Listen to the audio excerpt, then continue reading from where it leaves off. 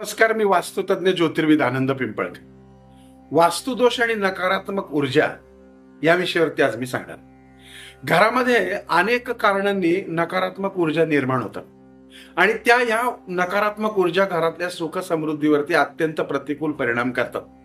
आणि म्हणूनच घराची रचना, सजावट आणि वस्तूंची मांडणी ही वास्तुशास्त्राप्रमाणे ठेवणं हे अत्यंत आवश्यक आहे. वास्तुशास्त्राप्रमाणे सर्वात दोषांमय गोष्ट कोणची असेल तर मोठ्या प्रमाणावरती असलेलं घरातला प्लास्टिकचा अतिरेक. प्लास्टिक प्रचंड नकारात्मकता वाढवतं. अगदी विज्ञानाने पण सिद्ध केलं की ते लवकर नष्टच होत नाही. त्यामुळे शक्य तेवढा प्लास्टिकचा त्याग करून नैसर्गिक वस्तूंचा वापर करणं हे घरासाठी अत्यंत शुभ मानलं जातं. अर्थातच प्लास्टिक प्लास्टिक आहे.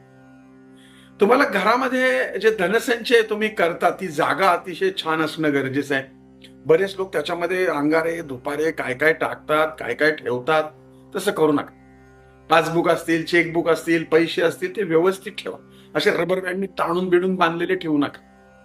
कारण तुम्हाला तुमच्या घरातली आर्थिक स्थिती मजबूत ठेवायची असेल तर जिथं तुम्ही पैसे ठेवता ती जागा स्वच्छ, शांत, सुंदर आणि सहज असणं गरजेचं आहे.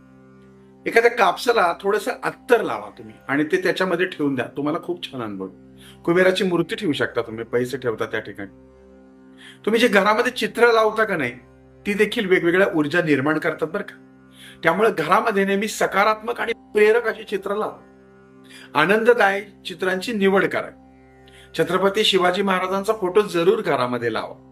घरामध्ये छोटं का होईना, आता काय झालं या मोबाईलमध्ये किंडल बिंडल आल्यामुळे खूप काही आता बंद झाले पुस्तक वगैरे, पण तरी सुद्धा घरामध्ये एक कोपरा पुस्तकांसाठी ठेवा. किती जरी मोबाईलमध्ये पुस्तकं वाचली तरी सुद्धा हातात घेऊन पुस्तक वाचणं याच्या इतकी मजा कशात. त्यामुळे घरामध्ये नकारात्मकता निर्माण करणारी पुस्तकं पण ठेवू नका. घरामध्ये जे फर्निचर तुम्ही ठेवता त्याची योग्य मांडणी केली तर ऊर्जा प्रवाह सुरळीत राहतो आणि घरातलं वातावरणही खूप छान राहतं. जेवढं तुमचं फर्निचर छान असतं तेवढं तुमचं जगण्यामध्ये आनंद देखील निर्माण होतो.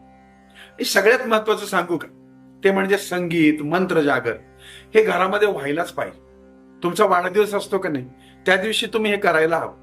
किंवा एरवी रोज तुम्ही युट्यूबच्या माध्यमातून सुद्धा आपले खूप सारे मंत्र आहेत, ते मंत्र सातत्यानं तुम्ही ऐकत जा. कधीतरी शहनाई लावा, कधीतरी मंगल असं बासरी लावा आणि पहा. या कार्यक्रमाचे प्रायोजक आहेत मार्कस. बालेवाडीमध्ये 100% वास्तूनुसार 3 BHK घर. अधिक माहितीसाठी आजच आमच्याशी संपर्क करा.